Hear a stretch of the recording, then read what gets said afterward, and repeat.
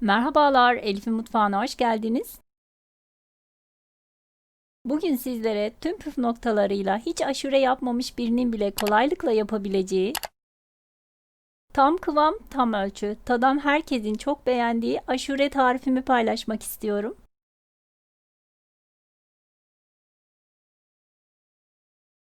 Yarım kilo aşurelik buğdayı tencerenin içerisine alalım. Üzerine su ekleyelim ve 15 dakika kadar bu şekilde bekletelim. Daha sonra videoda gördüğünüz gibi elimizle iyice ovalayarak birkaç defa yıkayıp suyunu dökelim. Tüm bu işlemleri aşuremizin beyaz olması için yapıyoruz. Daha sonra üzerine tekrar su ekleyerek 5 dakika kadar kaynatalım ve suyunu tekrardan dökelim. Daha sonra üzerine bol miktarda sıcak su ekleyelim ve 45 dakika kadar kaynatalım. Bakın 45 dakikadır kaynayan buğdayımızı ocaktan alalım ve tencerenin kapağını kapatarak bir gece bu şekilde bekletelim. Daha sonra bir çay bardağı nohutu geceden ıslatalım. Ve yine bir çay bardağı kuru fasulyeyi de geceden ıslatalım. Bakın ertesi günü buğdaylarımız yeterince şişti ve artık pişirme aşamasına geçebiliriz. Büyük bir tencerenin içerisine buğdayımızı alalım. Ben aşureyi videoda 2 ölçü olarak yaptım ama sizlere tek ölçü olarak veriyorum.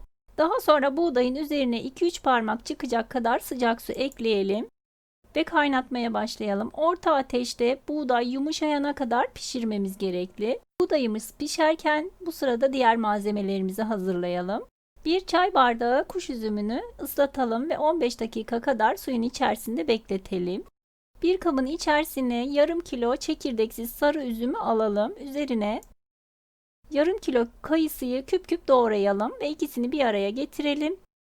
Üzerine geçecek kadar sıcak su ekleyip yaklaşık yarım saat kadar bu şekilde bekletelim.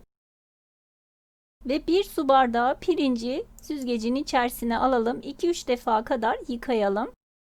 Ve kaynayan buğdayın içerisine ekleyelim.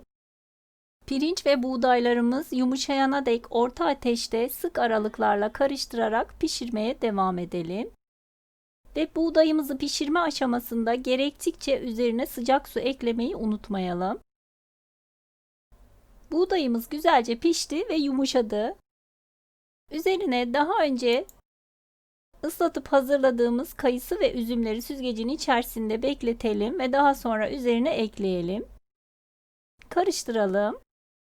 Sık aralıklarla aşuremizi karıştırmayı ihmal etmeyelim. Ve kuş üzümünü de yine süzgecin içerisine alarak içerisine ekleyelim. Yanımızda sürekli sıcak su bulunduralım ve gerektikçe aşuremizin içerisine sıcak su ekleyelim. Eklediğimiz meyveler yumuşayana dek bir 10 dakika kadar da bu şekilde pişirmeye devam edelim. Geceden ıslattığımız kuru fasulyeyi yumuşayana dek haşlayalım ve süzgecin içerisine alarak aşuremizin içine ekleyelim. Ve nohutu da aynı şekilde yumuşayana dek haşlayalım ve suyunu süzdürerek aşurenin içerisine ekleyelim. Ben tüm malzemeleri ayrı ayrı haşlayıp hazırlıyorum ki aşuremizin beyaz olması için. Ve üzerine şekerimizi ekleyelim. 1 kilo artı 1 su bardağı şeker ekledim ben. Daha sonra 8-10 adet karanfili 2-3 dakika kadar kaynattım. Ve videoda gördüğünüz gibi sadece suyunu aşurenin içerisine ekliyorum. Bu aşamada isterseniz içerisine 2-3 yemek kaşığı kadar gül suyu ekleyebilirsiniz. Çok yakışır. Ben genellikle gül suyu eklerim ama bugün videoda karanfil eklemek istedim. İsterseniz rendelenmiş portakal kabuğu da ekleyebilirsiniz. Biz fazla tatlı sevmediğimiz için ben aşureyi fazla şekerli yapmıyorum. Siz de bu aşamada tadına bakarak kendi damak zevkinize göre şeker miktarını arttırabilirsiniz. Bakın kıvamını da görüyorsunuz. Biz fazla koyu sevmediğimiz için ben bu şekilde yapıyorum. Soğuduğunda kıvamı daha da koyulaşacak. Siz aşureyi koyu kıvamlı seviyorsanız eklediğimiz su miktarı miktarını azaltabilirsiniz. Şekeri ekledikten sonra da 10-15 dakika kadar ara ara karıştırarak kaynattıktan sonra aşuremizi ocaktan alalım ve sıcak sıcak kuplara veya kaselere dolduralım ve 15-20 dakika kadar üzerinin donması için bekletelim. Daha sonra üzerine tarçın serpelim ve dilediğimiz gibi süsleyelim. Ben fındık, ceviz, fıstık, nar ve Hindistan cevizi kullandım. Siz de dilediğiniz gibi süsleyebilirsiniz ve soğuk olarak servis edebilirsiniz. Ve tadan herkesin çok beğendiği aşurem servis için hazır. Eminim ki sizler de denediğinizde çok beğeneceksiniz. Biz böyle sevdiğimiz için ben bu malzemeleri kullanarak yapıyorum. Ama siz isterseniz içerisine elma veya incir de ekleyebilirsiniz. Deneyecek olanlara şimdiden kolay gelsin, afiyet olsun. Yeni tariflerimden haberdar olabilmek için kanalıma abone olup zil tuşuna basarak bildirimleri açmayı unutmayınız. Beğeni ve yorumlarınızı bekliyorum. Videomu izlediğiniz için teşekkürler.